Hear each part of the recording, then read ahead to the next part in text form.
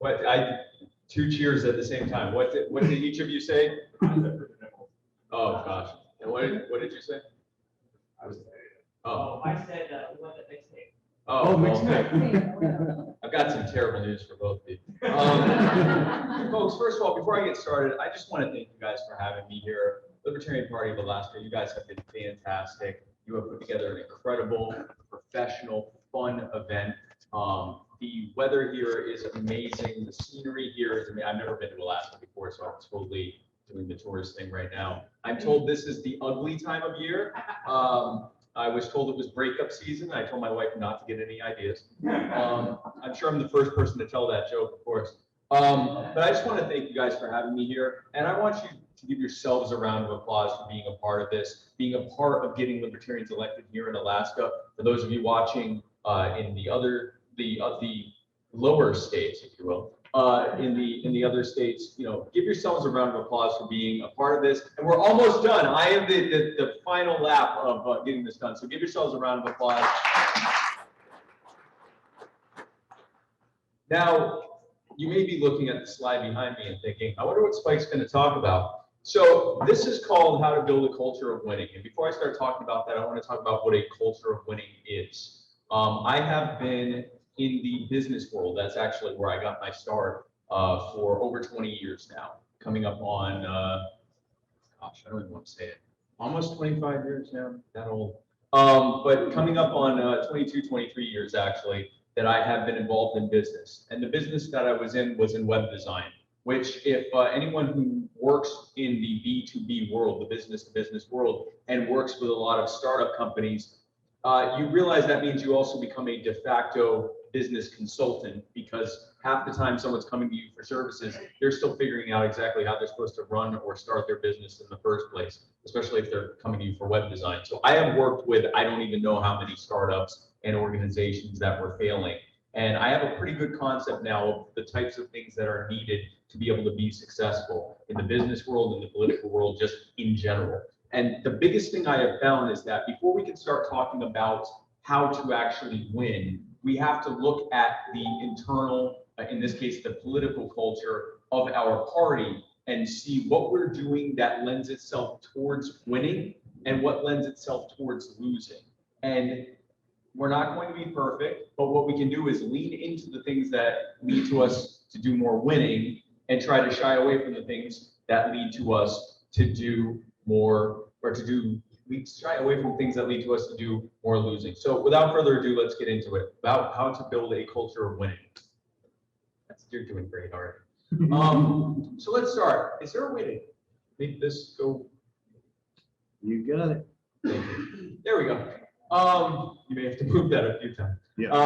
So let's talk about why are we in the Libertarian Party? These are a few things that came off the top of my head. End the wars, end the Fed, end the war on drugs, set innocent people free from cages and criminal records, get government out of our lives, fight for a world set free in our lifetimes. What are some of the reasons you're here? Why are you in the Libertarian Party? I want 8-year-old coal miners to be able to buy heroin with Bitcoin. There we go. Anything else? Any other actionable things we can work on immediately? You're not running for office. I've noticed just in the past few years that politics in general has become a much larger part of people's lives. Yeah. I want to see change in my community. That's what would be best. Get change in your community? Yeah. Because there's been creeping government encroachment, and I don't want to live under communism. I want to stop it before it goes any further. Stopping government encroachment in our lives. John, I think you had your hand raised. Yeah, I want to have an answer for my grandchildren. When this was going on, what did I do? And I'll have an answer. Exactly. I think we have one more over here. Go. Fix OCS. Fix OCS? Yeah, child service, that's a big one. Family law and child services is a big one. Straighten out the state's economy. These are all the kind of reasons that, sorry, one more, Karen, to protect our civil liberties. These are the reasons we're here. These are the reasons we are in the Libertarian Party. This is our mission. So, that's great. We know our mission now. How do we do that? We have to win, right? We have to win elections. We have to win the conversation. We have to win the debate that's happening. We have to win over people to our side. We have to win a bunch of different things. We have to win. Now, how do we win? Now we're going to move it over here. How do we win? We see how we've done it, how we have won in the past, how we won the races that we won in the past. We do more of that. We scale up to even bigger wins. We eventually dominate politics, and then we set the world free. Thank you. Thank you. No, I'm not. I'm sorry. No. How do we win? How do we actually win? By building a culture of winning. Now, what is a culture of winning? I got you. You're doing fantastic. I didn't know it was going to be this hard on you. I'm just glad I'm not having to do this because I'd be spending half the time doing good stuff. What is a culture of winning? Well, it's a culture that sets the stage, my fault, a stage for winning with achievable goals, a blueprint for success, good proofreading, and a willingness to change and adapt wherever needed. This leads to positive attitudes and lots of camaraderie and winning campaigns, winning more elections. We have to act like winners. So, how do we define winning? We already did that in the first slide. Thank you. No, listen, how do we define winning? We have to determine our mission, the reason that we're here, the reason that we exist. And then we have to, and our mission is those things, ending the wars, setting the world free, and so forth. That is our mission. That's the reason why we're doing this. So how do we actually accomplish our mission? This is where we often get lost. We all can very easily say why we're here.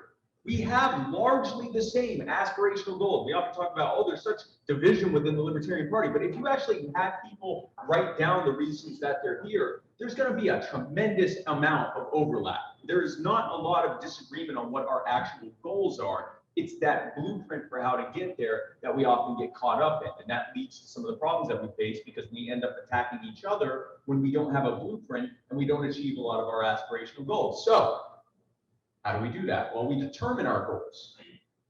Number one, we got to spread the liberty message. We've got to get our name out there. We've got to let people know what we're about. Number two, we have to win people over to the Libertarian Party. When we get out there with our message, we bring them into the Libertarian Party, get them voting for Libertarian candidates, get them being involved in their party, get them running themselves, get them finding out more about libertarianism, spreading it to their friends and neighbors and associates and loved ones. And then, of course, we have to win elections. When that happens, we have to actually have good, actionable candidates that they can vote for, and we can win those elections.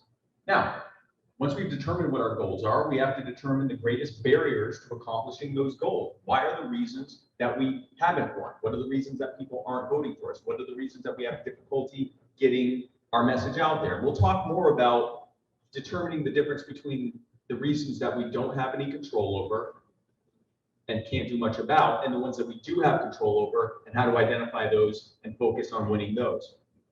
And then we have to build a blueprint based on what our goals are, what the challenges are to that, and how to be able to overcome those challenges, and build a blueprint to reach our goals and win our mission.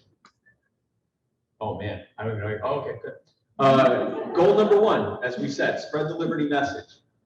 We have to make positive headlines, local, regional, and or national media. Now again, positive headlines. It is not hard to make headlines. And you are often told that there's no such thing as bad attention or bad news or bad coverage, whatever that term is. Bad publicity. Yeah. Maybe that's better than no publicity, but not always. And it depends on how bad the headline is.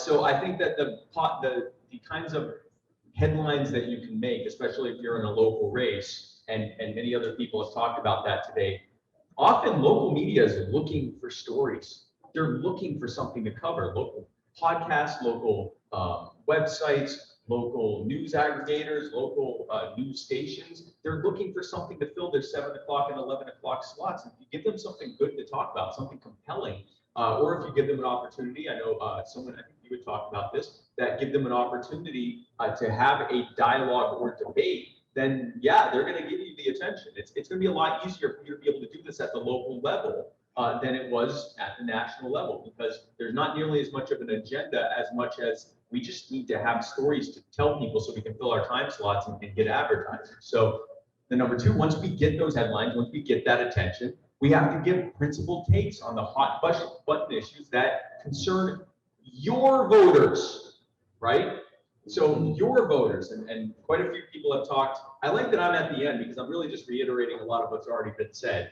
But you know, you give hot button issues on what affects the voters that you are targeting for the race that you are targeting. So if you're running for city council, it's not necessarily all that important that everyone knows your take on the Federal Reserve or the wars overseas, unless it's somehow germane to what it is you're talking about. Maybe if you're in a military town, that might be germane, or maybe if you're in a town that's just been ravaged by, you know, the cost of living go up, it might be worth mentioning. But largely, you want to talk about things you can actually control and actually have a way of changing in the race that you're running in. So you got to give the principled and dynamic takes on those things. So you don't want to water down the message. We have this really weird false dichotomy in this party that thankfully seems to be going away. But the false dichotomy has always been that we either have to be kind of moderate, milquetoast, and almost scared in how we present our messaging so we don't offend anyone, or we have to be brutalists who keep telling people that facts don't care about their feelings and that I don't owe you anything, and present it in almost the most rude and brutal way possible so that they hate us, right? Those are both wrong for uniquely ways that are unique to those strategies. We can be relatable and be principled, and in fact, being principled is actually the best way to be relatable because people are looking for someone that has a better solution than anyone else has given. We have those solutions. So there's no need to try to hide it or water it down. We just empathize with them, and we'll talk more about that later, but we just empathize with them. We explain how we got here. We explain how our common sense libertarian solutions can fix it, right? In doing so, not only are we relatable, not only are we presenting a far better option than anyone else has given, but we're actually showing that we're the only viable way to fix this. So we have to give those principled takes. And then from there, we're making connections with voters and communities, both online and in person, getting involved in our communities. We're going to talk more about that very shortly.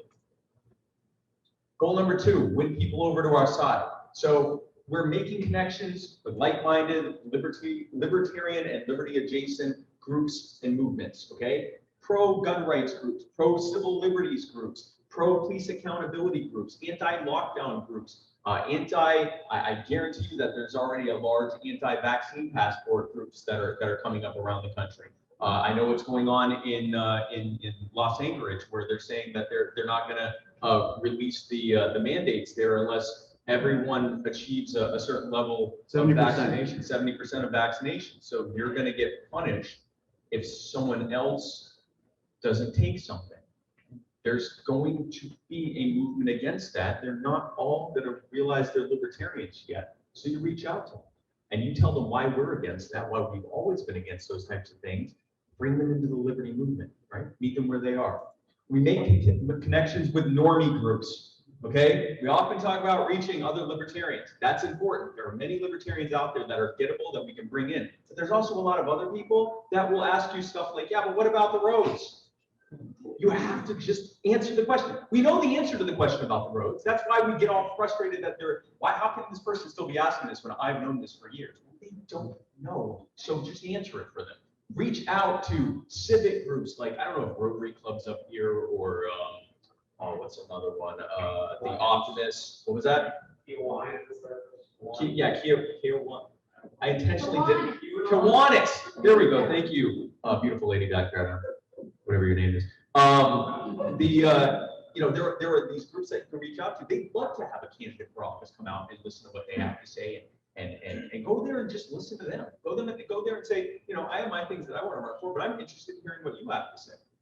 Right? Go out there, make connections with people, hear what it is they're concerned about, and then you can give your answers to that. You can make that connection with people. Nonprofit groups, charities, you know, you can go out, and this also works with everything I'm saying, by the way, doesn't just work with campaigns. It works with growing your local affiliates. Get your affiliates together and go get involved in a charity thing. in a soup kitchen thing or a road or park cleanup thing, and show up with all your libertarian stuff, and don't proselytize or anything like that. Just show up and say, hey, we're here to do great stuff. And people go, oh, that's great. Hey, Alaska Libertarian Party or such and such county Libertarian Party, what's that about? You can tell them. You can answer that. You can tell them what that's all about. And so you can reach out to people in your communities and make connections with them. Meet people where they are. Talk to them about liberty or your campaign or your affiliate, whatever, in a way that resonates and connects with them. You get people where they are. We often talk about how can we get more people to our meetings? That's a good question to ask, but why don't we go to their meetings? We often get upset that there are other normie groups that are having meetings that have 10, 50 times as many people. Why not ask if we can go and talk to them?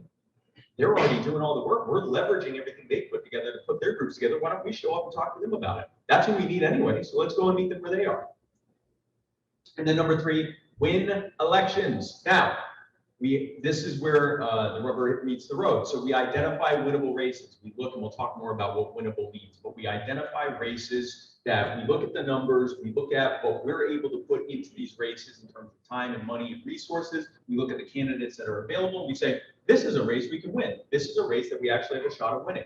You identify these winnable races, and then you build a campaign team with the skills that you're going to need. You're going to need, and we're going to get more into that, but all of the different things that you're going to need to be able to run a successful campaign. You take advice from libertarians who have already won their elections. Talk to Paul. Talk to Austin Odos. Talk to Austin Odos.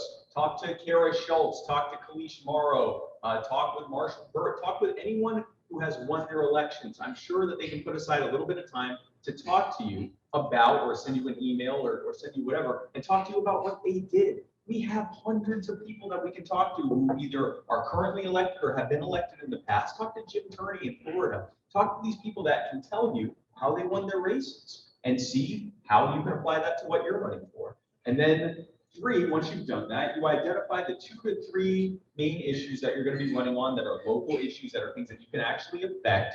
You come up with very strong messaging for those things, good messaging discipline for those 2 or 3 issues. And this is where it gets even more complicated. So you've now done all that base stuff. Now you got to do the hard work. Knocking on doors, hosting public events, going to other people's events, participating in any interviews, any debates that you can put together, meeting with liberty-minded individuals, meeting with regular average voters, telling everyone why they should vote for you, having that strict messaging and telling people why that they should be voting for you. Get an actual get out the vote strategy. And Apollo, I think you may have walked out briefly, but Apollo is a perfect person to talk to about that. Frontier Project is doing amazing stuff with that. Get out the vote strategy so that you can get your voters out, and then you win the election. Yeah, that's that last item is the most important part, win the election. So I talked about winnable races.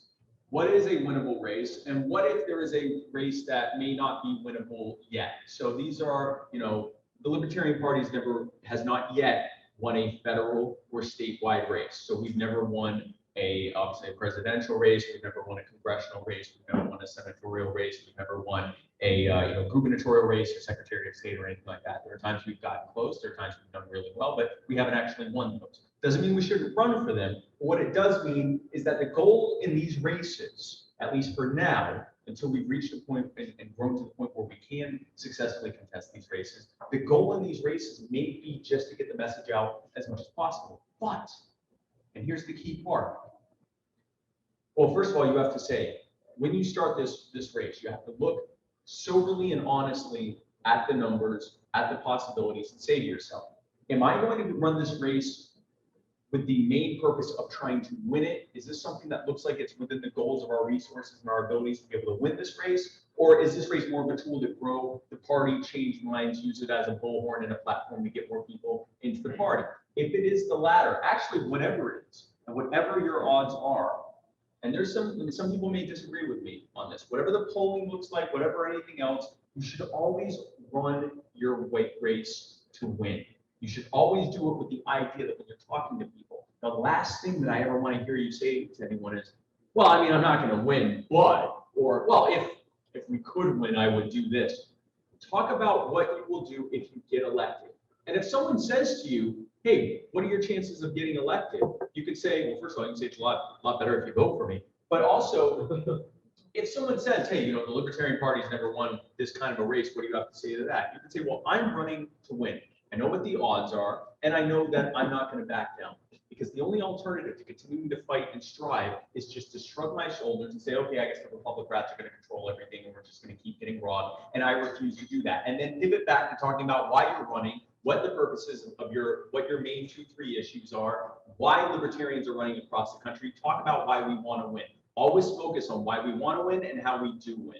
Instead of getting into this game, and Paul talked about this, about why we don't win, you can acknowledge the odds, but immediately pivot into why you're doing it, what the purpose is. Win people over to your side, make them realize that this is the only way forward. You're not going to be able to continue to throw your vote away for Republicans and Democrats, the people who created the mess that we are in, and hoping in vain that they'll fix the problems they've created for us. So create that reality by explaining that to people, but be honest with yourself on the odds, but always run to win, because the closer you can get to winning, the more you're able to spread our message. You can get on that debate stage, you're going to be able to spread it exponentially more, especially in the statewide races. You're able to start polling in second place or in double digits, more people are going to start paying attention, more media is going to reach out to you. The better you do, the more people you can reach.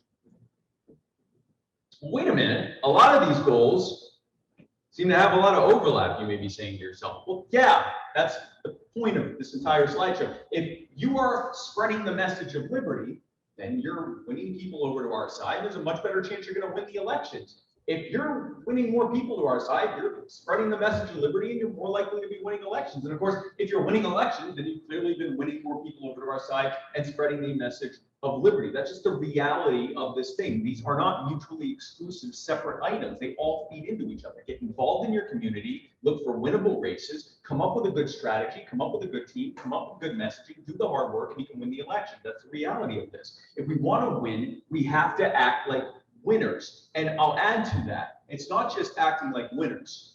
If you are the candidate, or if you are the campaign manager or someone in leadership in the party or your affiliate, and I'm seeing it here. So I'm not telling you this because it's not happening. I'm telling you this because most of you already know it, and anyone who's watching this needs to see it too. You need to lead in being a winner. You need to lead in doing the hard work. You need to lead in identifying the winnable races. You need to lead in presenting the winning messages. You need to lead on every single front, and you will inspire people to join you because you're showing what it's like to do what needs to be done to win. Now, what are our greatest barriers? Why don't more people vote for us? We talk about that a lot. Why don't people vote Libertarian, right? So, according to nationwide polling, anywhere between 60 and 65% of Americans want a viable third party. They're asked, do you want to vote Republican or Democrat or a third party? A super majority nearly says, yeah, no, I definitely want that. I want someone else to vote for. I don't like Republicans and Democrats. And that, by the way, that number's been steadily on the rise for years. Since they've been asking this, at least for the last 20, 30 years. It used to be a plurality in the mid 40s, and that went up into the 50s. Now it's in the 60s, okay? Because Americans are increasingly fed up with Republicans because they suck. They're terrible. We aren't the only people who know this. They know it too. Okay, we don't have a secret here. When you go out and say Republicans and Democrats suck, I've actually tried this before. People go, what do libertarians believe? And I'll say, we believe that Republicans and Democrats suck. And I get cheered, right? Well, of course, the next question is, well, how are you different? So you can't just say, well, we really think they suck. Like, you have to explain why we're better. But they recognize that they suck. So why don't more people vote for us? Well, clearly it's because they're a bunch of statist, blue-pilled, bootlicking, midwit road cucks. There's a good chance that they might even be feds. They're definitely idiots, and you should definitely tell them this every time you get a chance on Facebook. Thank you. No, listen, why don't more people vote for us?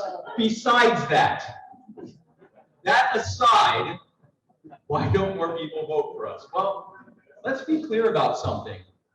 Most of them have never heard of us. I've heard so many libertarians say, well, you know, Spike, the problem is when people hear of libertarians, they think of, and then they'll say something they don't like about a particular libertarian. They think of that guy who took his clothes off in 2016 in Orlando.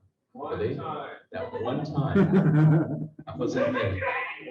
They think about that guy with the food on his head.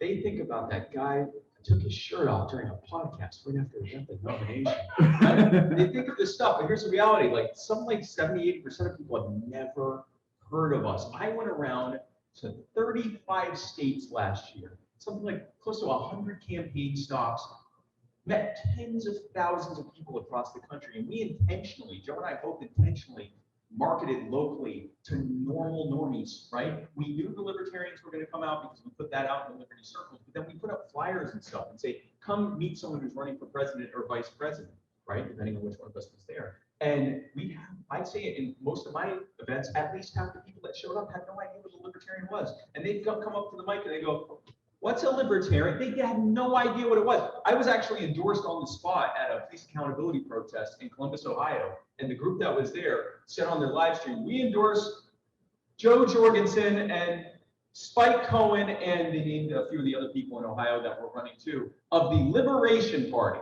They didn't even know what we were called. By the way, if we ever want to rebrand, I think the Libertarian Party actually doesn't sound so bad. But anyway, all that aside, they don't even know who we are. They have no idea who we are. So that's a big hurdle to overcome. It's a good problem to have because those are blank slates that we should definitely not be calling names on Facebook, but these are blank slates that we can go and help. And the ones who have heard of us have all their reasons for not voting for us. They're caught up in the whole Republican, lesser evil, good cop, bad cop routine where Republicans and Democrats play the good cop to their voter base and the bad cop to the other side's voter base. So everyone's all worked up and either voting for their side or more importantly, voting against the other side. Yeah, I don't like Joe Biden, but we have to stop Trump. Trump hasn't been that great, but I have to stop Joe Biden. And so they're worried that voting for you is going to throw their vote away. And so they're going to vote for the lesser evil. They worry that our ideas are a pipe dream. Yeah, they sound great. Are you going to end this and end that? Are you going to give me this back? And oh, that sounds great. Is it going to work though? Like, can you show me that this actually works? I've heard this a lot. Why don't I only hear from Libertarians for like a few weeks right before Election Day? And I go, well, I'm on a podcast, but the thing was, they were right. They often don't hear from us. Certainly not at the candidate level. They often do not hear from us. Right now, not all of that's our fault, right? We know media is also shutting us out a lot, but some of it's a little bit our fault. And then the ones who know us well, some of whom might have left us in the past, they say, "Oh, I know Libertarians. You guys argue with everyone, especially yourselves." No, we don't. Every time that I do this, at least one person says, "No, we don't." And only half of the time are they doing it ironically. It is what it is. Let's talk about this for a second. I wasn't planning on really diving into this, but Libertarians naturally are averse to assumed consensus and assumed authority. Prove to me that you're right. Prove to me that I should agree with you, right? So when we're all together, that's often going to lead to us just constantly arguing with each other. And that's okay. There's okay to have some debate and iron sharpening iron, but it's worse than that. It's not just because of that. It's also because we're not being given something to do. Idle libertarian hands are the statist devil's plaything. We are not having things to do, so we yell at each other instead of working together. The silver lining of us struggling so hard for ballot access is that we actually have to come together and work to get it. Right? That's some of the best camaraderie we have. And then we get all 50 state ballot access, we go back to arguing with each other. Now you're thinking, Spike, I am very, very upset right now. I have not once mentioned ballot access laws or corrupt election boards or being ignored by corporate media. I haven't mentioned the fact that we get left out of polling. I have barely even mentioned the fact that we get shut out of debates. And that's true, guys. And I have to apologize to you. I wasn't just saying I have to apologize to you. I have to apologize because for 50 years, you've been told all the reasons that you can't win. And then you've been encouraged to tell everyone else why you can't win. We're told that the top message we should be telling people is that we can't get on the ballot, or we have to fight hard to get on the ballot, and we're not allowed on the debate stage, and we should definitely do an entire marketing campaign around that. And then we should also talk about the fact that media is not giving us a fair shake, and it's a struggle to even be able to let anyone know that we're running for office, and basically that we can't win. Then we're told that when the people we just said that we can't win to reflect back to us that we can't win, that it's because they're stupid. I am sorry, because many, not all, not even most, but many within the party have fostered a culture of losing in this party for entirely too long, 50 years too long, to be precise. And that has to end now. We are not going to get ahead as a party until we stop looking for the reasons why we lose and instead start focusing on the reasons how we can win. And if we are going to talk about why we lose, let's talk about the parts that we can actually do a damn thing about and get ahead. Because if we constantly focus on the things that at this point we can't do anything about, then we are telling ourselves and anyone within earshot that we don't have a shot in hell of winning. And that's not exactly a good way to win or to get an election. Imagine for a moment if I'm a salesperson and I knock on your door and you open it and I go, "Hi, how are you doing? My name's Spike Cohen and I'm here to sell you a fantastic product." And you go, "Great, what is it?" Because for whatever reason, you haven't closed the door on me. I would shut the door on the person, but you're much more graceful than me. So you say, "Okay, fine, what's your product?" I go, "Well, first I need to let you know that no one will let me advertise my product. I can't get on a single TV station. I can't get in a single radio ad. They won't even let me in the paper. No one even reads the paper anymore. And they won't let me tell you what this amazing product is. No one will even let me tell you that I'm selling this product. And frankly, there's no real way that I can sell it to anyone." And you go, "Well, that's okay. What is it?" And I go, "Well, hold it. It's just important that we work together to get as many people to know that I have a product. Now, will you join me?" And now you've closed the door on me because you're starting to wonder if maybe the reason why no one will let me sell the product is because I don't have one, or because it's some kind of scam or something, because I barely even told you what the product is. Now, what if instead I went to you and I said, "Hey, I got this great product," and I tell you what it is and how it would help you, and you go, "That sounds great. Why am I only hearing about this for the first time?" And I go, "Well, we get shut out of anyone being able to advertise it because they don't want you to have this solution to your problem. They want to keep selling you all the things that you have to buy to deal with the fact that you have this problem. We have a solution to it, and here's the product. Would you like to buy it from me?" I have a much better chance of selling you that product than if I start by telling you that there's really no way I can sell it to you, right? Let's go from there. But Spike, shouldn't we tell people that? Why? Why should we tell people that? Why should we tell people that we can't win? Why? What is the purpose of telling people that? Why would we not? We have a very, very limited amount of time that we can get in front of people in any race. Why would we not focus on telling them how we can actually solve their problems? Imagine you come up to me and say, "Spike, I'm having a real bad issue and I don't know what to do." Or actually, I come up to you because you're waiting for someone to come and tell you. I come up to you and you say, "Spike, I have a real issue with this, and I have a real issue going on, and I need someone to tell me how to fix this." And I go, "Well, it's really important that you know that no one's going to let me tell you." I'm literally in front of you right now. Why the hell am I not telling you? Yeah, so that's the reaction I get often when I ask people that. Okay, fine. So how do we overcome people's objections? Because we have to actually have an answer for these questions. When people go, "You can't win, it's a pipe dream," whatever. How do we overcome people's objections? That's the blueprint. Now that we know what the objections are, we know what our goals are, we know what the objections are, now we can build a blueprint for how to actually overcome those.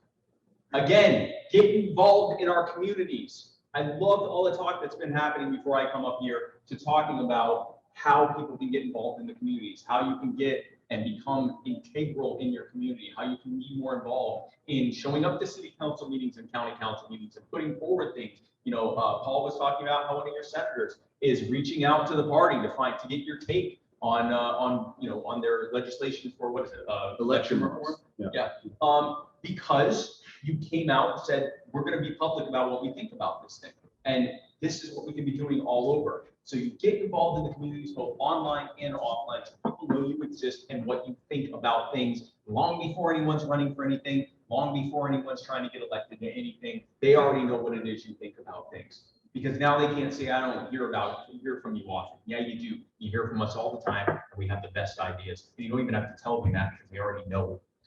We talk about liberty with our loved ones and our associates and people in our network. Again, in an engaging way. We don't try to browbeat people into believing what we believe, and we'll talk more about effective messaging shortly. But we talk to people about liberty in a way that actually connects with them. Okay? We can actually get in front of people, because that kills that narrative that, well, you know, I don't know what your ideas are. Like, yeah, you do, because you're constantly hearing it from people. Create achievable goals with fellow libertarians and work on them together instead of arguing with each other. Again, when people don't have something to work with together, they're going to start nesting. They're going to start looking for reasons why it's someone else's fault, and they're going to start blaming and attacking and blaming. And now that creates a culture of division within the party, and that absolutely leads to more losing, because we're too busy fighting each other and doing one-upsmanship instead of actually working towards goals together. Give people goals. Growing local affiliates, bringing more people in, getting involved in local community efforts together as a party and as an affiliate, getting behind candidates who are able to win their race, getting the message out there. These are the things that we can do together. And then run effective campaigns. We do the hard work. We show through leadership how we can win these things, and then we can win more elections. We kill everyone's objections that they have. You can't win. Yeah, we are winning. We're winning hundreds and thousands of races across the country in cities and counties and states, including your own. Your ideas sound like a pipe dream. Well, no, they're not. They're working very well in the places we're able to implement them, and we're making real positive changes that affect you and your communities. I only hear from you every few weeks right before election. No, you're hearing from us all the time. I constantly see you arguing with each other. No, you don't. You see us working together. We're the most cohesive party out there. So that's how we can do this. Now, a brief talk about effective messaging. Yes, thank you. Often when I talk to people about, what the most important thing for libertarians to be reading is, without fail, I start hearing all the same books that we've all heard. The Law, No Treason by Splinter. By the way, these are all great books. You certainly, if you haven't read them, I'd recommend reading them. Man, Economy, and the State. You can. What are some books that you guys like? Atlas Shrugged. Atlas Shrugged. There's one. Economics and one. Yeah, Hazlitt, absolutely. The Federalist Papers. These are all great things to read. If you're a libertarian, you probably know all that stuff already, or you have a good concept of it. What you may not have is an idea of how to actually spread that message to other people, because unfortunately, those don't really then dive into, hey, great, I know all this stuff now. Now, how do I tell people? I say that the most important book that libertarians read is How to Win Friends and Influence People by Dale Carnegie. Now, let's be clear. It is not a book about libertarianism. This is not a book that is going to get you gold-pilled into liberty. It is a book of how to, win friends and influence people. How to get people to want to hear more from you, and how to influence them with your ideas so you actually connect with them and they get excited to be involved in what you're talking about, what you're promoting. Now you're probably thinking, sell our ideas? Politics isn't sales. How is it not sales? So this is a big thing I encounter in libertarian groups, and it may not just be in libertarian groups, but I'm a libertarian, so that's where I'm hearing it. Politics isn't sales.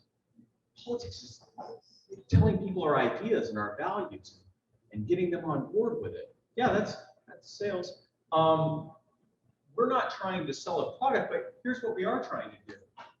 Politics is, we're trying to convince enough people to agree with you that you can win an election. We're asking people, you're literally selling yourself and your character and your values and your solution. You're giving them calls to action. You're asking them to join your team. Once you start getting involved in the social media marketing, you're going to actually talk about funnels, which is a sales term of how to get the casual supporters of yours down the funnel into being donors and volunteers for your campaign.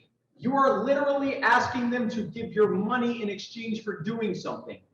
It is sales. It is a form of sales. Now, I've been involved in sales since before I was even a legal adult. I started my first company when I was 16. It is all sales. In fact, for that matter, getting your loved ones and associates to agree with you on something is a form of sales, a form of marketing. Now, the reason that a lot of you are really, I can hear the hairs coming up on some of y'all's necks.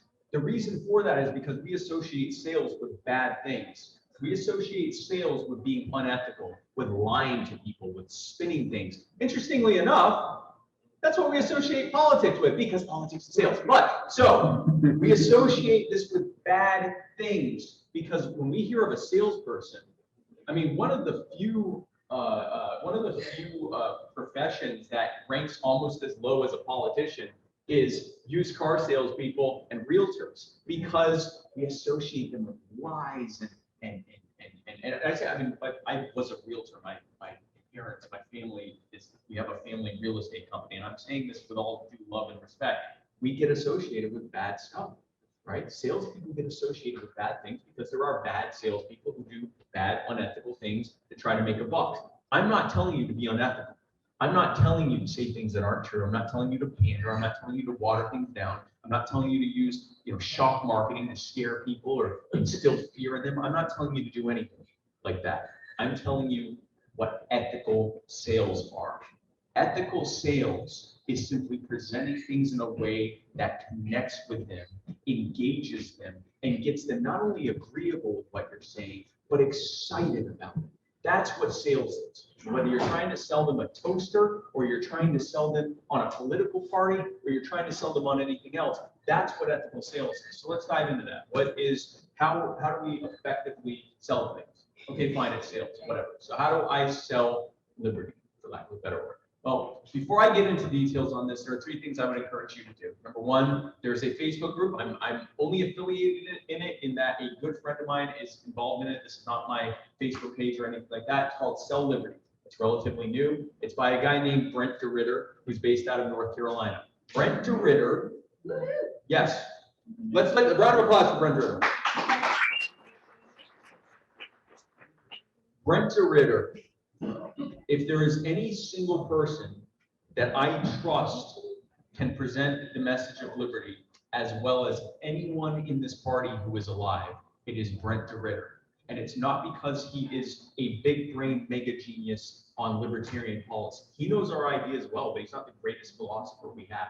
But he's one of the greatest salespeople and marketers that we have. And his venture, Sell Liberty, is going to help people with just that. So I encourage you to like that. I encourage you to watch the Brian Nichols show. Round of applause for Brian Nichols. Brian Nichols is another person who has a background in sales. He actually works in sales actively right now, and he has a show where he talks to libertarians.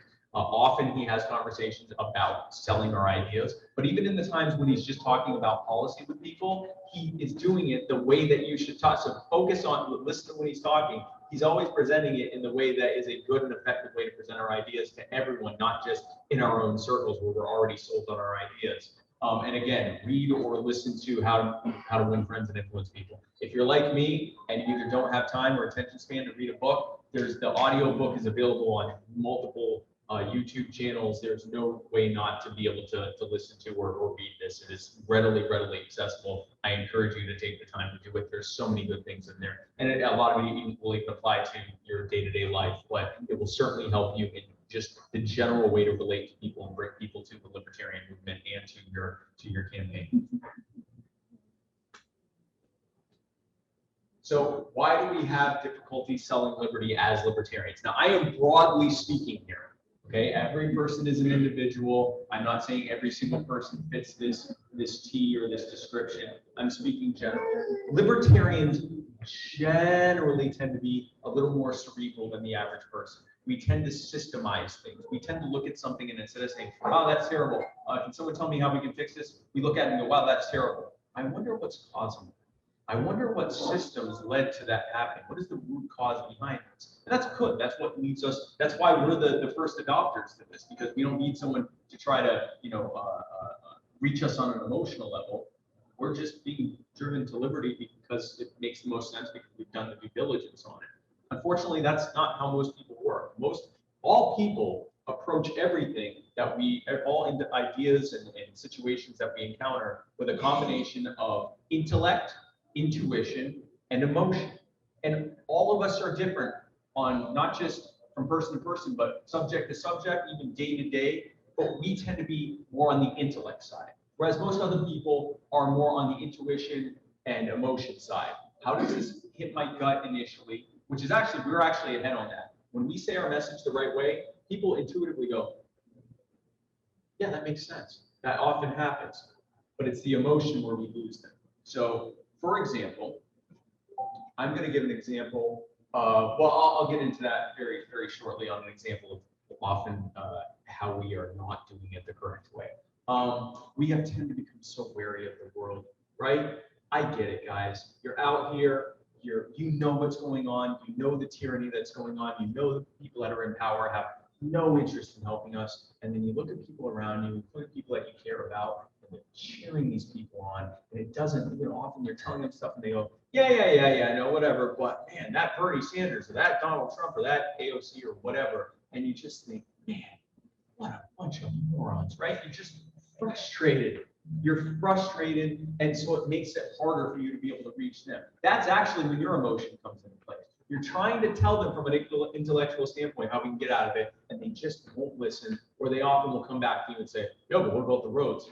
I already told you about the damn roads. And so you're just frustrated, and it makes you wary. And of course, we have an uphill battle. Who here is always associated as a libertarian? It's never a liberal or a conservative or a Democrat or a Republican or anything. Okay, this isn't a group of people that are considering running for office as libertarians. I consider this creme de la creme libertarians here, and I think, 4 or 5 people raise their hands here. The vast majority, and I was not one of them. I was a neocon. I was terrible, okay? I was terrible. The 2 things I get to talk about bad things in my past are my past struggles with drug addiction and how I've been sober for 15 years, and my past struggles with and my past struggles with neoconservatism and how I've been sober from that for almost 15 years.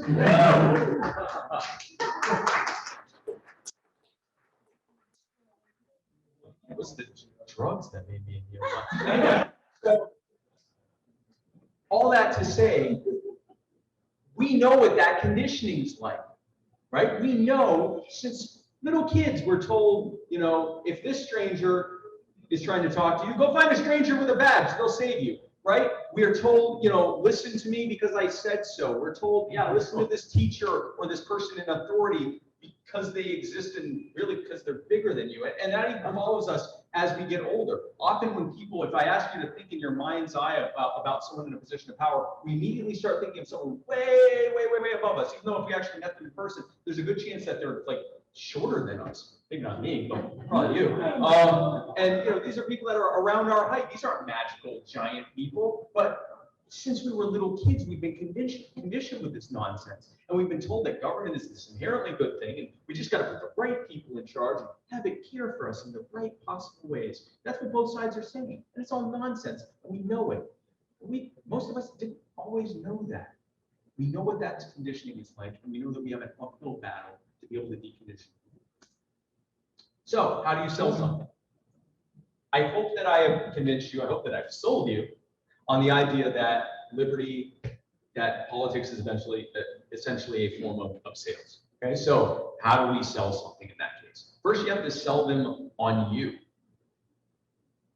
Are you a good person? Are you someone that they can trust? Are you someone that's involved in their community? Are you someone that they think that they can know that you're doing the right thing even if they're not watching all the time? Because they're not watching. They're not like us. They're not following politics.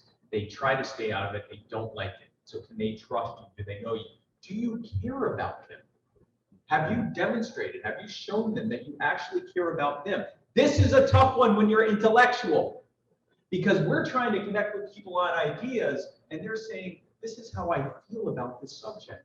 This is how this is affecting me, and I'm scared and don't know what to do. And we start telling them about the invisible hand of the free market, which, putting aside the fact that if you don't know what that means, it sounds like we're saying, hey, we're going to take away your health care and replace it with magic, right? Putting that aside, it also sounds like, I don't give a crap about you. I just want to tell you about all these political ideas that I have. You have to show them that you care.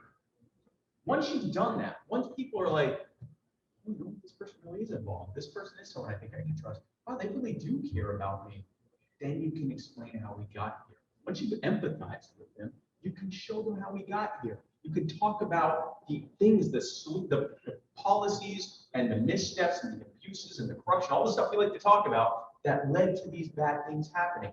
Focus on the problem, not the philosophy, not yet. The philosophy stuff is when you get them in here, when you get them into our movement, when you get them into our party, you can start selling them on philosophy. Sell them on the problem and the solutions to it first. Once we explain how we got here, then you are able to take them on the journey for how our common sense libertarian policies and ideas are the solutions to those problems that they're facing, that they're concerned about, that you have shown them that they can trust you to deal with, and that you care enough about them to deal with.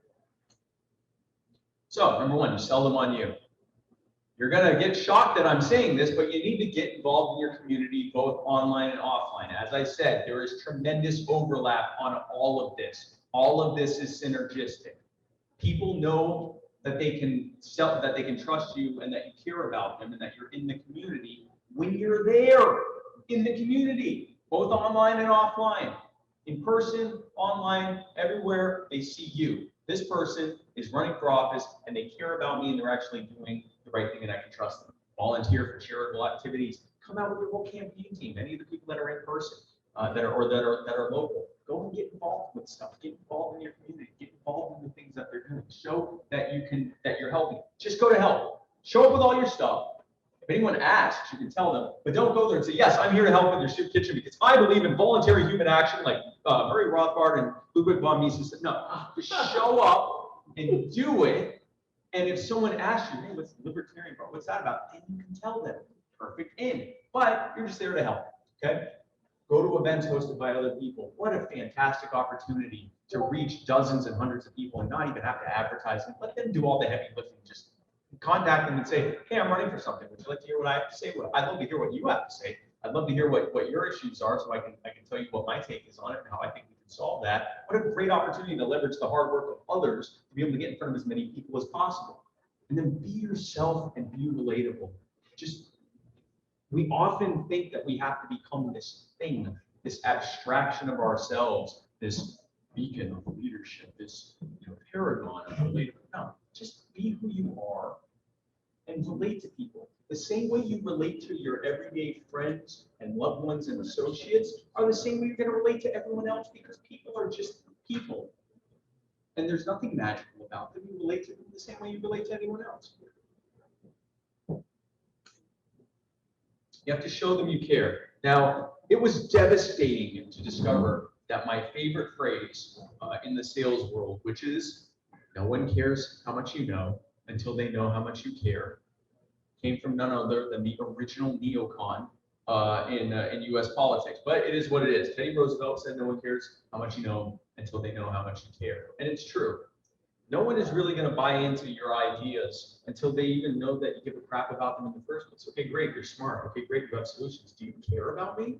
Does it matter to you if I do well or not? Are you concerned at all about the things that I am? Do you have any? Is your solution based on actually helping my situation, or are you just on a on a pedestal or on a soapbox about how you think things should be?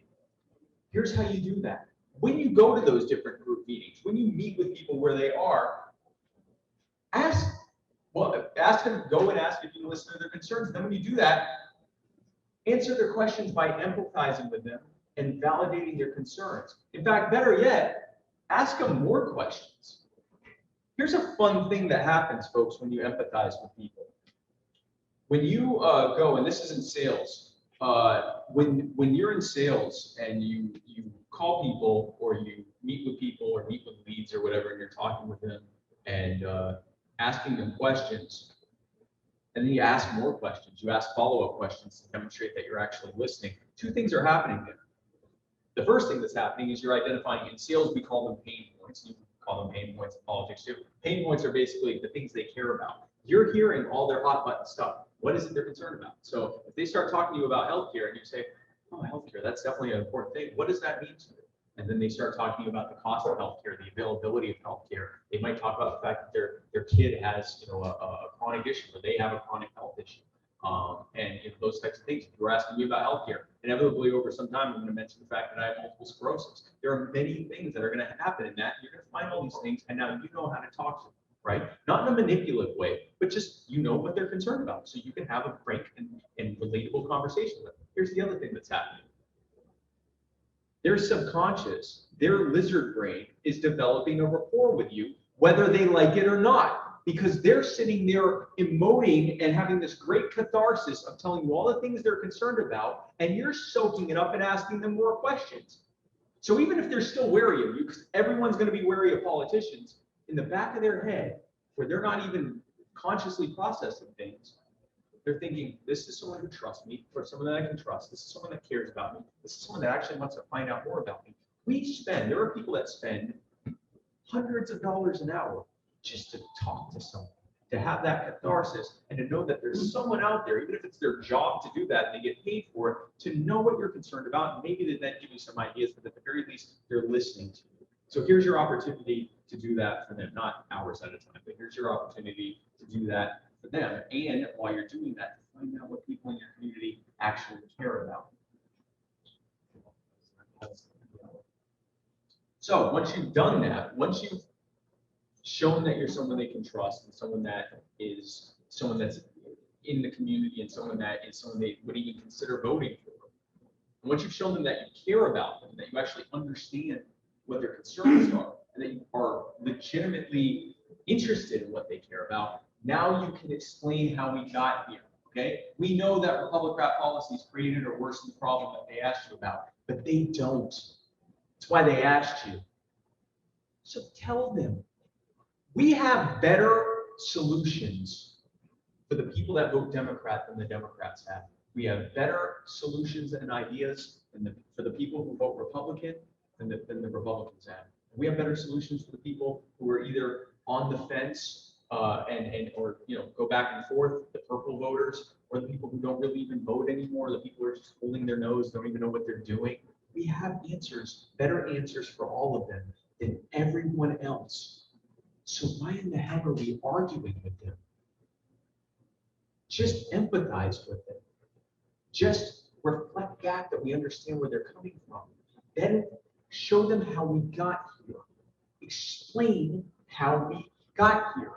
You don't have to go down a long rabbit hole. You don't have to talk for 20 minutes about how we got to something. Let's say keep asking questions. That's great. Keep answering. But minute, keep it under a minute. Someone asks about healthcare, you can really quickly talk about certificate of need laws, patent protections for drugs that have been around for decades, cost plus regulations, the red tape built into the ACA and other regulations like that, how it's driving up the cost of healthcare. You can say, I'm sick and tired of Republicans and Democrats arguing over, who should be paying the bill for healthcare, whether it's the patient or the taxpayer, and none of them want to talk about why the bill's so damn high to begin with.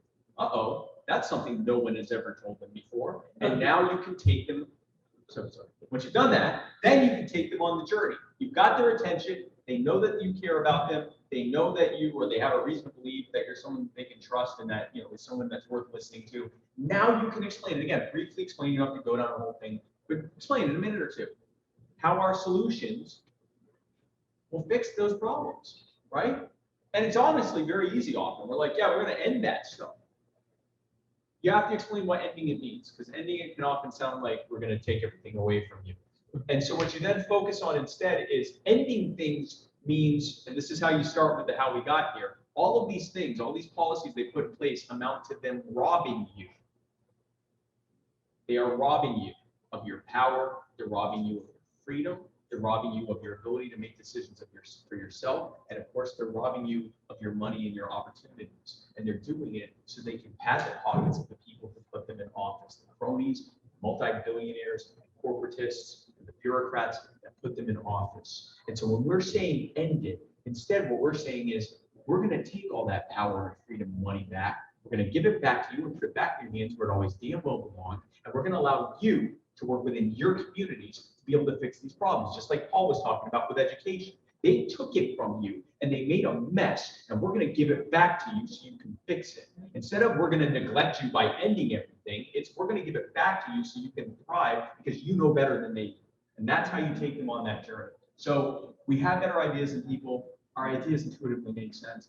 Really try to avoid arguing with people. It rarely works. Here's what the opposite of that looks like. So someone asked me about healthcare. And this happened a few times on the campaign trail. Someone would ask me about healthcare or education.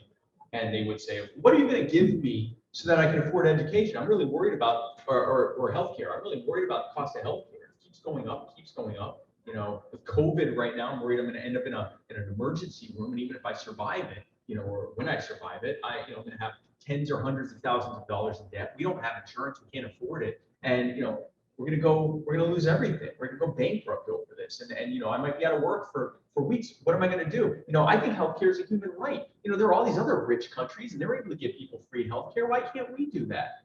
How triggered is everyone in this room right now? How I just said that? Here's the problem, guys. 70% of people think that way. Right off the bat, another 10 or 20% are at least agreeable to the message behind that. Because what they're hearing is, I'm worried about the cost of healthcare. It seems like other people have figured this out where it's free. And why can't we just do it that way? It seems weird that we're having all these conversations about things.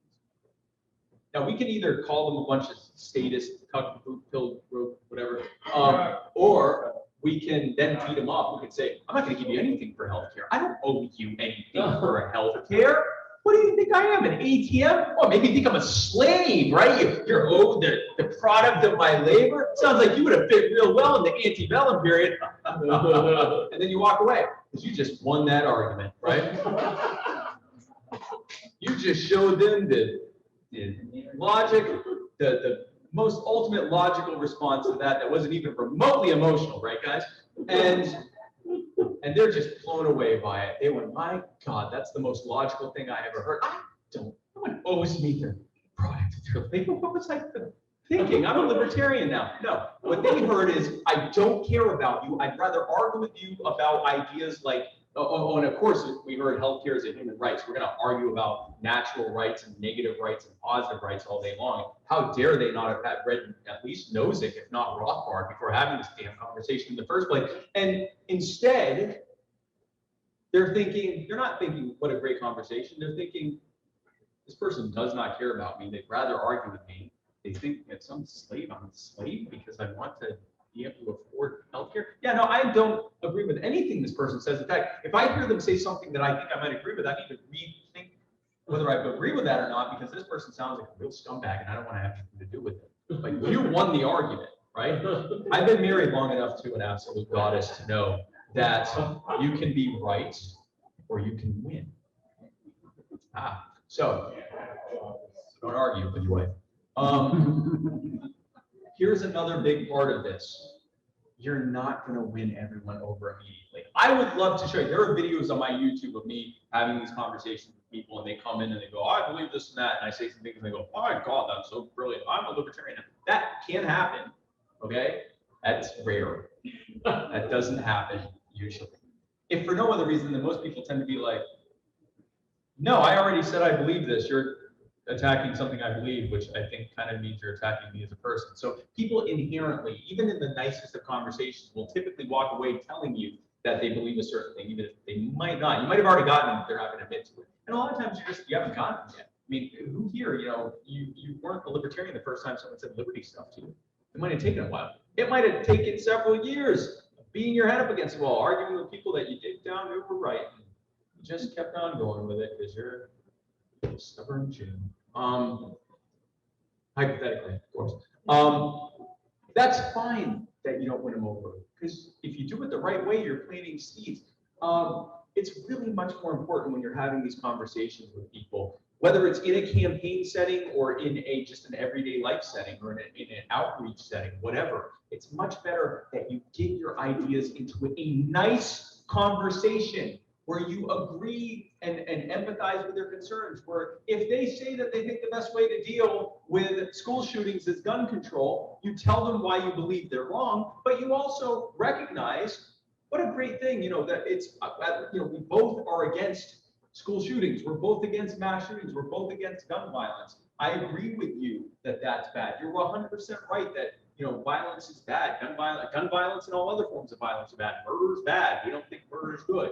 And then you have a conversation with them about it. And even if they walk away saying, and this is why a good conversation is much better than trying to verbally beat someone into submission. Because even if you get someone to go, okay, fine, whatever, you win. They're like, yeah, you said I win. It's not what they said. They said, I want to talk to you anymore, you're a schmuck, right? But if instead they walk away going, yeah, you know what? I still think we need to have gun control, but it is what it is. We had a great conversation on that, and you say, yeah, no, that's great. I hope we can talk about it more in the future. They walk away going, well, I had a good conversation, but I think I made some good points too. But here's what's happening in their subconscious. Their subconscious is having to reconcile two very wildly disparate things. Number one, I just had a great conversation with someone who was very agreeable with me. Number two, they just challenged me with some ideas that are completely different than what I thought I believed. And I had a good time with it. They have to sit there and reconcile that subconsciously. And now every other time you or someone else presents your ideas in a way that makes sense, you've already disabused them of the notion that you're a bad actor who wants more shootings because you didn't tell them, for example, that your rights matter more than their children. Please never tell anyone that ever again. And yes, I have said that before, but stop. I stop, you can stop. If I can stop, you can stop. They walked away having a good conversation with that, and every time they hear more of those ideas, they know that you aren't a bad actor anymore. Even if they disagree with your ideas, they know you're coming from the right place, and now they keep hearing those ideas in a nice way. They keep having to reconcile them, and they keep saying, wait a second, this is starting to make sense. Uh-oh, maybe I'm a libertarian, or uh-oh, maybe I agree with this person. This is why you don't want to focus on winning people over immediately. Now, I know what you're thinking next. But they're being mean to me. So I've talked about situations where you've had a nice, agreeable conversation. It's easy to be nice in an agreeable conversation, but often, especially on the internet, this is going to shock you, by the way, often people aren't good actors and aren't arguing in good faith when they're talking to you. Often they'll say really mean things to you. Often they'll call you bad names. They'll accuse you of terrible things. Often they will present total fallacies that make no sense, but they're just trying to frustrate you, because they don't actually have a response to what you've said, and they're kind of in a corner even if you're being nice to them, and so they have to try to get a rise out of you and drag you down to their level, right? You don't have to match the energy of someone being rude or mean to you. First of all, you can just disengage. You can always say, hey, listen, agree to disagree, have a great day, okay? I know that doesn't feel like a win, but it's a win because you got your afternoon back of not checking your phone to see if that person is still being wrong on the internet, and yes, I've done that too. You don't have to match their energy. In fact, you shouldn't match their energy. If they want to drive themselves insane, that's fine. You remain calm and centered. You act reasonably and speak kindly, because first of all, it's better for your blood pressure, it's better for your overall health. And if there's any way to reach this person, it's by refusing to act like a prick like they are. And it might make them go, okay, well, maybe I don't have to act this way. Or it might not. They might go even further down it. They might get so frustrated that now they're just being unhinged. Okay, they're being ridiculous. You're winning. You're being nice and they're not. And here's why, because typically, all things being equal, if two people are arguing over something, especially on the internet, and one side is being angry and name calling and irrational and making up a bunch of crap and trying to change the conversation, and the other one's being nice and kind and saying, yeah, I get where you're coming from. And you tell me I'm jerk that wants everyone dead. But here's what I think about that. People are going to assume that the person being reasonable is the one who's right, because why else is the other person acting unhinged? So you're winning over other people that may only be casually involved in the conversation, that may only be looking at it. And they go, wow, I don't know why this showed up on my newsfeed, but my cousin's really being a real jerk. But this libertarian person, that sounds good. I maybe need to look more into that. So how do I keep from getting angry back? Well, first of all, just disengage if you don't think that you aren't going to be able to do that. And I mean, there are many times I myself who does this, yes, professionally, I'm not going to say, but professionally-ish. There are times where I'm like, you know what? Okay, agree to disagree, and I disengage, okay? I have 3 filters that I use if I decide I want to actually try to keep doing this and stay respectful and kind and gracious. Number 1, I have found that, so before giving these filters, I find that when you try to personalize someone instead of treat them like the abstraction that they're insisting you treat them like, you actually end up being more nice and relatable to them because you're treating them like a person instead of some jerk, especially on the internet. That's why arguing happens. There are so many arguments that you would never say in front of someone and they never say to you, but you're tens, hundreds, thousands of miles, doesn't really matter, away from each other on your phones, arguing with avatars with names in front of them, not actual people. So here's how you make it personal again. Number 1, pretend the person that you're talking with is a loved one who just really disagrees with you and isn't good at being disagreeable. You know, we all have that uncle or that grandparent or that parent or that loved one or whatever that you get in one of these conversations, they're not going to be good about it. They're going to call you names. They're going to say bad stuff. They might not call you names, but they're going to say bad stuff. They don't really know how to argue things. They're very emotional. And typically, hopefully, you just have learned to be gracious and maybe make a couple of points, but you're not going to get into an hour-long, you know, screaming match with Mimon. Hopefully. If also, by the way, here's the fourth thing: don't get into an hour-long screaming match with Mimon. Number two, pretend every person that you care about or respect is watching this discussion, especially on the internet, because they might be, as well as a bunch of other strangers who you also might respect if you knew who they were. You're arguing or commenting or having a debate on a public page like mine that has 100,000 followers and a reach of as much as 20 million. I totally bragged there. I'm so sorry. But there could be thousands, tens of thousands, hundreds of thousands of people seeing this argument you're having weeks and months later. You don't even remember you did it. And there's still people looking at it. What do you want them to see? Do you want them to see you being unhinged and attacking people? Or do they want you to be, do you want them to see you being the adult in the room that has people rethinking what they thought and looking better than the person you're arguing with? And then the last one, of course, pretend you're talking to that pre-libertarian you. I have to use this one a lot. Imagine you're talking to the Spike who would unironically say stuff like nuke the Middle East so Israel could have more parking. And how would you talk to someone like that who will then turn around and intentionally try to get a rise out of you? Because it took people talking to me frankly and rationally and kindly to bring me here. So how would I want someone to speak to me now? And how can I speak to them that way? You can apply that as well. And again, if these are not enough to keep you centered and calm, then just disengage. There are many other things you can do with your day. There are many other fun things you can do, like argue with someone else. There's all sorts of things you can do. You do not owe this person your energy, especially if it's someone you don't even know. Just disengage. Tell them, hey, you know what? Agree to disagree. Have a great day. Do you know how much that drives people insane when they're, no, you come back here and argue with me. And you're like, no, that's good. Good points. Have a great day. Good hustle. They hate that. They hate that. So if for no other reason than to spite that person, then disengage. In closing, yes, I am closing, for those who are wondering. Because have I used up my 25 minutes yet? In closing, be active in your communities, be involved in your communities, get out there, let people know who libertarians are, not just our ideas, but who we are, what we're about our community. Number two, we identify winnable races. Look for those races we can win and build the campaign teams, build the messaging, do everything we need to do. Build that solid campaign team, give them achievable goals. Lead by example, doing the hard work and doing the things that need to be done. Get in front of as many people as possible.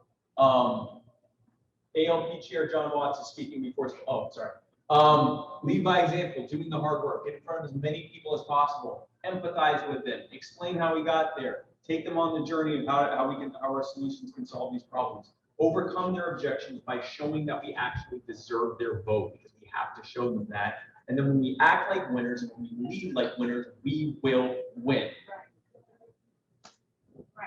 Right. Thank you for your listening. Do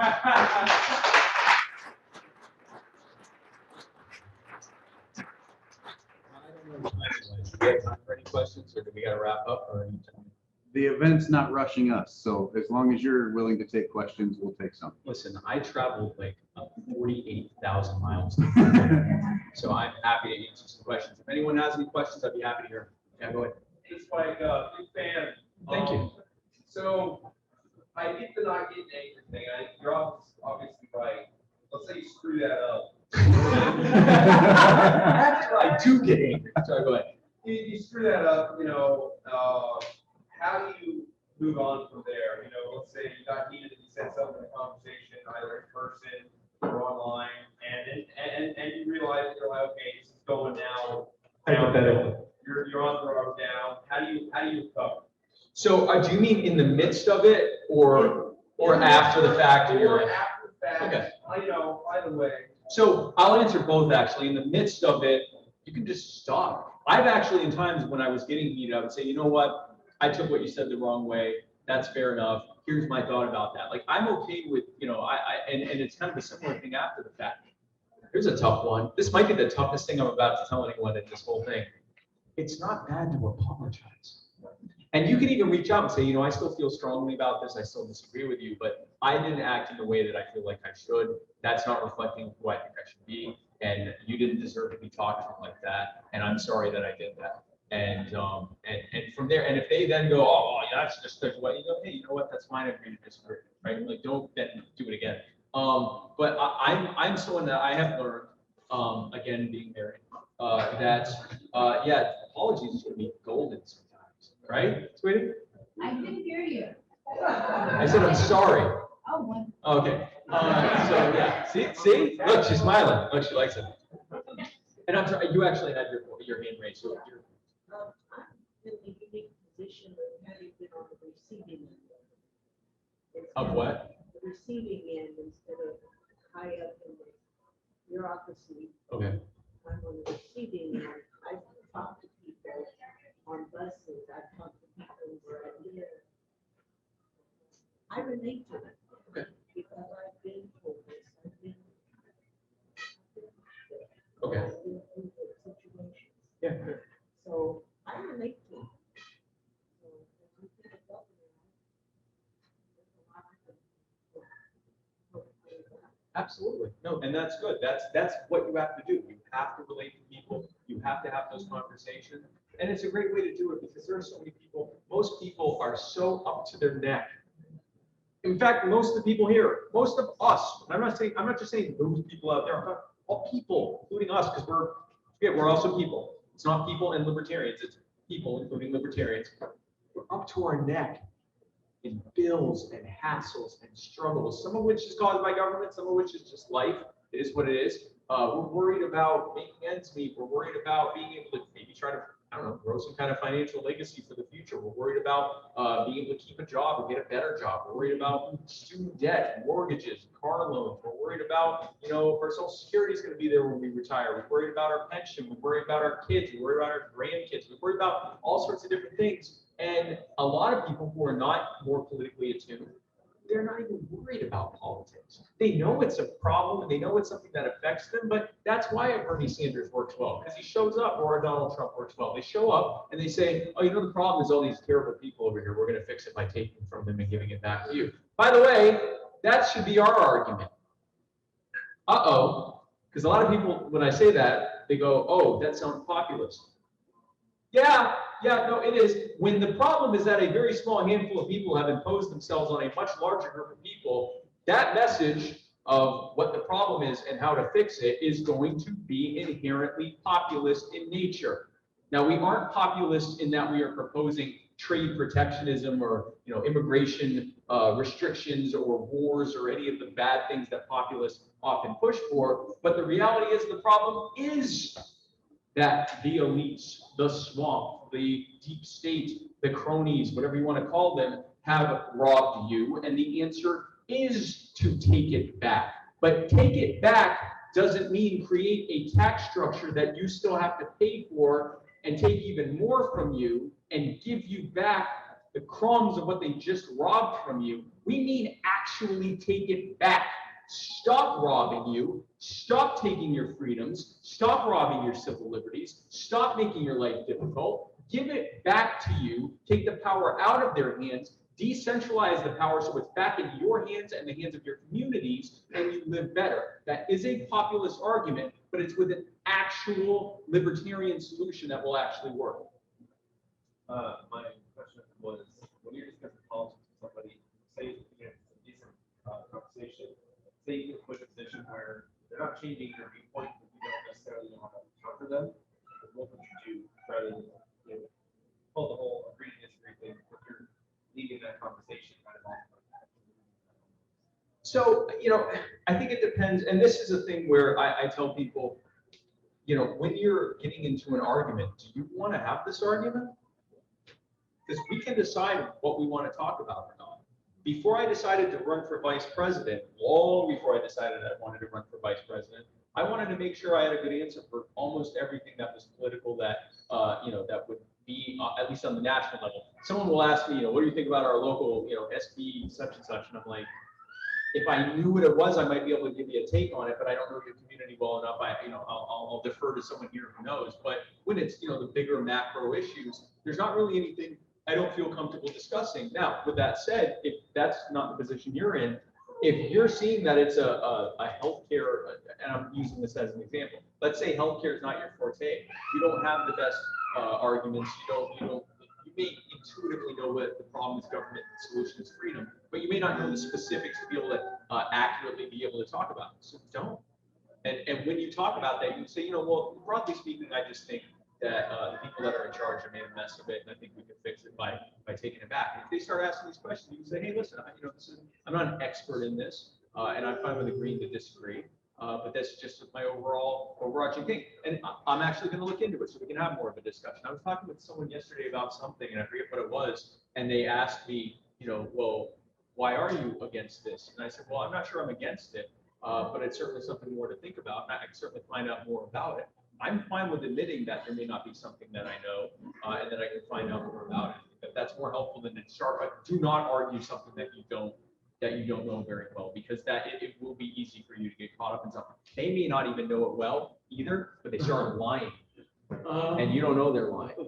And so now you're stuck with someone who's making crap up, and because you're not also going to make crap up, you're like, guess that's true. I don't know. Just, you can say you don't know something. That's fine. I'm just going to ask Jim Turney's question. So how do we learn to be as good at you as framing our message so that non-libertarians know that we care about them? So this is Jim Turney, who his next question will be, have I started putting together my white paper on framing on messaging, because that will be the next, I call it the Jim Turney carrot and stick, where he will give me the carrot of telling me how great I am. But then there comes the stick of reminding me that I told him I'd put together a white paper for him, which is what he's doing right now. That'll be his next question. Thank you, Jim. So framing, this is something I've been doing for a long time, so I'm not going to expect everyone to get this immediately. But when you talk about a message, when you are talking about a subject, it is important to look a few steps ahead. This is why I'm so good on these panels. People are sharing these little viral clips of me on Kennedy, making people roll their eyes and stuff like that. Because when I get into those things, I know what I want to say about the subject, but I also know probably what they're going to say and how I'm going to respond. And I know what they're going to say based on what I think they're going to respond to, how I've presented it. So I guess the Reader's Digest version of this, or the TLDR version of this, is when you are coming up with a message, and this is more of a, like, if you're campaigning more so than like just talking with someone on the internet, but if you're campaigning and you've got your 2 or 3 top issues, present your issue in a way that speaks to what the issue is and what your solution is, but be aware when you say it of how you're going to get flanked by it. The right, the Republicans, the conservatives, whatever, this might be, let's say it's a subject that, because there are going to be some things that you'll say, I want much lower taxes, and conservatives are going to be like, yeah. Or you're going to say, I think that we should end the war on drugs and set people free from their, from prisons and conviction records, and progressives will go, yeah. But then there may be things that you say that both sides disagree with you. There's going to be almost everything you say where at least one side disagrees with you. Figure out how they're going to respond to that and have your response to that. And when you know generally speaking how they're going to respond, that gives you a way to be able to frame the initial way you talk about it, so you're already on the best footing. In fencing, in boxing, in MMA, and any of these things, they're not just worried about the punch they're throwing or the attack that they're doing with their fencing sword, whatever it is. They're thinking about what's going to happen in the future. They're same thing with chess players. They're moving chess pieces based on what they perceive is going to happen after that and how they're positioning themselves for it. So, for example, if I'm talking about something that I know that most of my opposition is going to come from the left, I attack it from a standpoint of their values, from their perspective, so that now when they come out against what I just said, they've got to go against, they have to defend against what they believe about something. So, for example, when we're talking about healthcare, and you start by saying, I think that the problem with our healthcare system is, because when you say free market healthcare, most right-leaning people are gonna be like, yeah, no, they don't know what that means. They'll vote for someone that's gonna expand medical programs just like anyone else will, but they at least will say yeah. But it's going to be the left saying, oh, you don't care about poor sick people or whatever. But if you start it by saying, you know, I think that the problem with our healthcare system is that it's been set up by powerful billionaire cronies to fleece everyone of their money so that they can get richer and richer in this closed market they've created for themselves. I think it's an inherently exploitive system that is robbing Americans of their ability to remain healthy and is making them poor and sick at the same time. And I think we need to look at the root causes of what's causing that, end those policies, and put the power and the decision-making ability back in the hands of the doctors and the patients so that we can actually get solutions to our healthcare needs instead of having enriching a bunch of billionaire cronies. When those people, thank you, when those people are now attacking you or going after your position, you've already put them in a position, you've already positioned yourself where they have to try to explain why those cronies aren't actually that bad. And in case they try to sidestep around it, go back to the crony thing. Say, well, yeah, but who caused that? Well, the billionaire cronies. Yeah, okay, so why do you want them to have more power? Why do you want the same politicians that work with the same cronies to be able to fix that? Uh-oh, now, no, it's not like they're gonna go, very rarely are they gonna say, oh, you're right. I'm now a free market healthcare. What was that? Invisible hand? That sounds great. Invisible hand, everyone. You're not going to get that. But what you are going to get is them rolling their eyes, okay, and giving up. On most of the panels I do, almost inevitably, one of the two people, because they always put me between a conservative and a liberal, one of them just starts kind of agreeing with me because I'm making points that they like, and the other one just kind of gives up on life and shuts down emotionally. And that's good. That's how panelization works, because I'm not trying to make common ground there. Panels are completely different from everything else where you're attacking people and you make your little quippy points and get them to get frustrated in 7 minutes. So it's a totally different thing. But hi, I'm sorry. I want to ask a question. Sure. So I just want